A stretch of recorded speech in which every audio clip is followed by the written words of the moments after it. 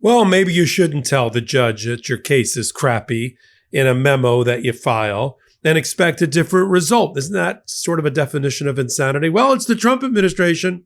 Last month, I reported on the Trump administration, its lawyers, the Department of Justice, U.S. Attorney's Office in New York, filed a memo on the docket late at night. We all saw it. It was an 11-page analysis of why they had a loser case in front of Judge Liman about congestion toll pricing in New York, and Sean Duffy, formerly of The Real World, now your and my transportation secretary, his attempt to kill congestion toll pricing so that Donald Trump could put on a phony crown on a cartoon cover of Time magazine and declare himself the king. Well, that was last month, and now we've got the temporary restraining order from Judge Liman. Did he read the memo? I have no idea. I did, and I'm going to talk about it and also talk about the lawyers involved here. I think you're going to find them all interesting as I report on the latest injunction. Sounds like I start a lot of hot takes that way. I'm not repeating myself. I'm not stuttering. This is the latest injunction against the Trump administration. I'm Michael. I almost said you're Michael Popok. See how I'm upside down I am this week? I'm Michael Popok. All right, let's get it straight.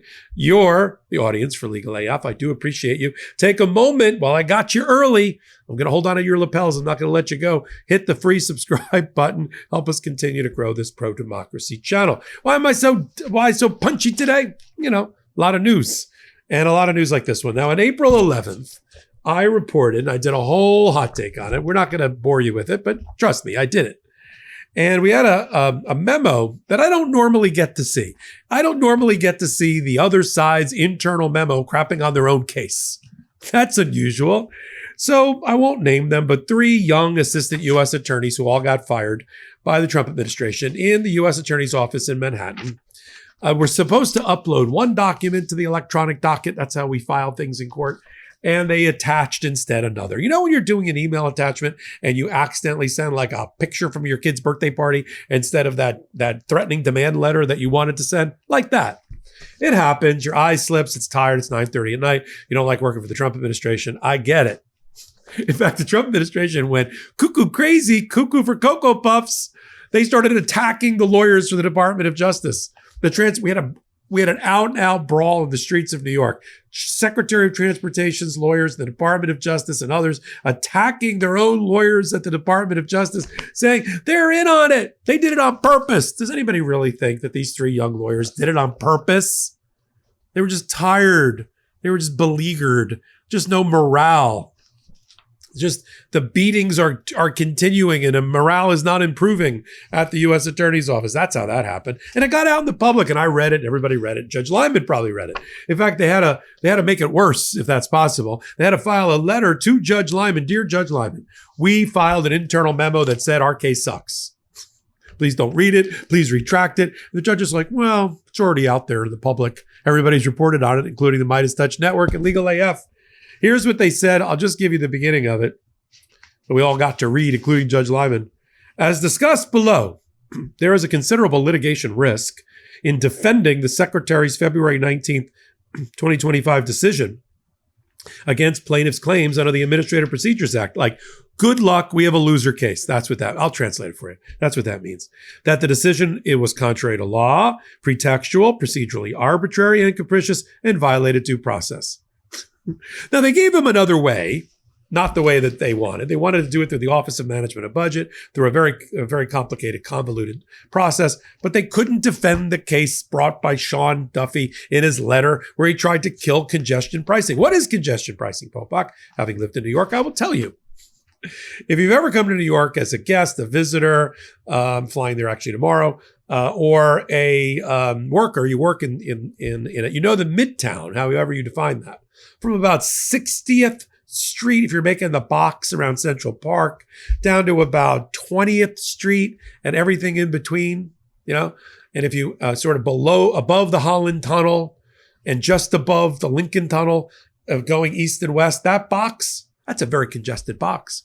Forget when the UN is in town or holidays are in town or summer travel's in town. It's just congested. And congestion tolling, where they've charged a lot of money to prevent people or to give them an economic disincentive to drive into New York. Use mass transit. Use New Jersey Transit, God help you. You can tell I was a New Jersey person. Take a bus, take a train, do something else, take a bike. To incentivize them, it's worked. Traffic is down 25%. 13 million less cars are coming in every day. That's every month. That's a lot. But Trump hated it. Trump hates Kathy Hochul, the governor. Why? Because he's not beloved in New York. And this is his retaliation against his home state, who hates him. He used to say he could do anything on Fifth Avenue, including shoot and kill a man and get away with it. Maybe not. So he had Sean Duffy issue the letter to kill the program, to try to be the savior of New York. Nobody saw it that way. That's because Donald Trump doesn't believe in pollution. He doesn't believe in planet Earth. He's not tethered to reality. So that's what he did. Problem is, the lawyers took a look at the position paper by Sean Duffy, the transportation secretary, and said, it doesn't fly. Judge Liman got it. Now we've got the order of Judge Liman, in which he has found irreparable harm and all the other factors to issue a temporary restraining order against the transportation secretary and his department against blocking him from trying to get rid of congestion pricing from now until June 9th at 5 o'clock. What happens between now and June 9th at 5 o'clock, you may ask? I'm glad you asked that. The judge is also considering a preliminary injunction. What's the difference? Temporary restraining orders happen kind of at the beginning of the case or at some appropriate point in the case, and they last for a short amount of time. If they are upgraded, ultimately through briefing and new argument and new advocacy, into a preliminary injunction, same four factors that you're the movement. You've been able to prove as 65 other people and entities have been able to prove against the Trump administration that they're more likely than not that they're going to win. Likelihood of success on the merit. They have irreparable injury and inadequate remedy at law. Money damage can't fix it. And the balance of equities tips in their favor. If they can prove that, just like 65 other movements before them, you get a temporary restraining order. It then dissolves or evaporates. It's usually either replaced by a preliminary injunction or it just goes bye-bye. This, I believe, will be replaced by a preliminary injunction. The biggest difference is temporal, timing. The preliminary injunction will last until the end of the case. At that moment, usually preliminary injunction, the party on the losing end of it can run to court on an appeal. Temporary restraining order, it's harder because it's temporary. It doesn't stop the Trump administration from running to appellate courts on temporary restraining orders, but it's not the right thing to do because courts don't usually have jurisdiction over that at the appellate level until the preliminary injunction. Get it? Now, the lawyer that's representing the Metropolitan Transportation Authority, it's so old-timey, old school. I love that name, MTA, is Robbie Kaplan. Robbie Kaplan has successfully taken down Donald Trump a number of times, including in the E. Jean Carroll case twice for proving that he sexually abused E. Jean Carroll and defamed her, not once, but twice, on the defamation side, and owes her over $100 million. It's up on appeal, but he's not going to win that appeal. So Robbie Kaplan has a new law firm. I love her. She's been on our show before. And this is, again, profile and courage. Not every lawyer or law firm wants to go up against Trump. There's 14 of them that said we'd rather stroke a check for $1 billion than have to fight Donald Trump. Not that that's a winning strategy, but that's something that they did. So shout out to Robbie Kaplan coming back around and representing the MTA. So what's going to happen? Donald Trump is going to have to wait around another 3 weeks, presumably, while congestion tolling goes on. He's going to get a preliminary injunction finding by the judge. He's a Trump judge, by the way. Well, he's not a Trumper. He was just appointed by Donald Trump. Lyman comes from a very proud family. His father, Arthur Lyman, who I knew by 1 or 2 degrees of separation when I was a young lawyer in New York. One of the lawyer's lawyer, mensch. If you had a bet the company problem in a lawsuit or federal government was on the other side, a death penalty case for your company, you'd want Arthur Lyman. And Louis Lyman is just as bright. But he was appointed by Trump. So it is technically a Trump judge against Donald Trump. I'm sure he won't let him forget it. I'm sure, as I'm recording this hot take, Donald Trump's already saying a radical leftist Marxist judge in New York named Louis Lyman is up again, unelected. I had the mandate. I had I had the landslide. Why won't they let me do unconstitutional, illegal things? Because you ran for president of the wrong country. That's why. You should have ran for president of North Korea. I'm not sure that's how that works there, but you could have run for president in Russia or fill in the blank. But you're in America. It's our country. We've got to continue to remind ourselves of that as we move forward in unison, shoulder to shoulder, fighting back against the tyranny of Donald Trump and his administration. I'll do it with you right here every day, every hour on the Midas Touch Network, on Legal AF, the YouTube. I forgot where I was for a minute.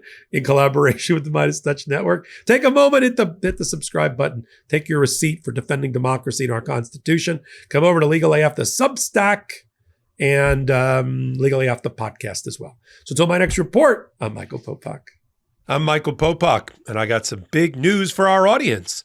Most of you know me as the co-founder of Midas Touch's Legal AF and the Legal AF YouTube channel, or as a 35-year national trial lawyer.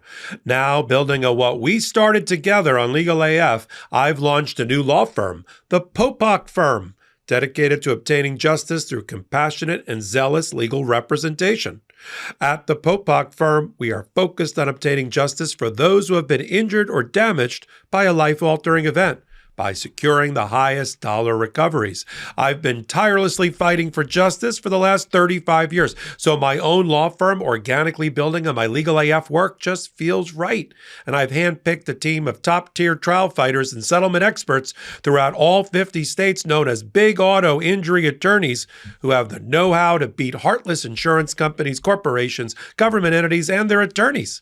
Big Auto's attorneys working with my firm are rock stars in their respective states and collectively responsible for billions of dollars in recoveries. So if you or a loved one have been on the wrong side of a catastrophic auto, motor vehicle, rideshare, or truck accident, suffered a personal injury, or been the victim of medical malpractice, employment harassment or discrimination, or suffered a violation of your civil and constitutional rights, then contact the Popok Firm today at 1-877-POPOK-AF or by visiting my website at www.thepopokfirm.com and fill out a free case evaluation form. And if we determine that you have a case and you sign with us, we don't get paid unless you do. The Popok Firm, fighting for your justice every step of the way.